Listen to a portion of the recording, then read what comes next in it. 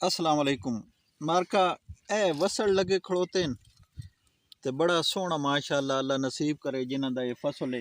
ये उतो थोड़ा थोड़ा ख़राब थी खड़ोता है। पता नहीं सा के मसला बहरहाल तो जिम्मेदार ही समझने वात इसका कोई इलाज शिलाज करे सन ते ये भी ठीक हो वैसी तो उंज ये बड़ा फिट है। ए तको ना हुण ए थले एदा वो गड्ढा जहा बनना पाया ये आवात रंग भी इसका वेख के ना ये आवात ठुला थी वैसी जिस वेले ये पक के तैयार थी वैसी ये थोड़ा जहा मतलब इसकी ये जड़ी सावले सब्ज पाने जड़ा इसका वो घटना शुरू थी वैसी तो अजे इसका मौसम रहना वाद जिस वेले ये जमींदार पटे सन ना इंशाअल्लाह उस वेले वाद तुसां विक सही ये भी असीडे इलाके दी बल्कि पूरे पाकिस्तान दी रीढ़ दी हड्डी दी हैसियत रखनी है फसलां सारे दियां सारियां हुण वसल तो मां नहीं पता ये केड़े केड़े इलाके च बहुत ज़्यादा थी ना बहरहाल ये सिडे ज़िले दे विच ज़रूर थी ना और असी इस ते बड़ी उम्मीद रखने सारे दे सारे ज़मींदार लोग इसां पंजाबी दे विच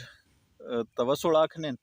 ते वो आखने ना एक माया याद आया वसल पिशावर दे ते बुल के ला बैठे ना से डोल दी पावर दे ते इसां उर्दू दे विच आखने जी प्याज ते अंग्रेज़ी च इसां आखने अनियन। असी तो इसां सारी जिंदगी ओनियन ही पढ़िया ONION पर इसकी ओरिजिनल प्रोनंसिएशन जड़ी है वो अनियन है।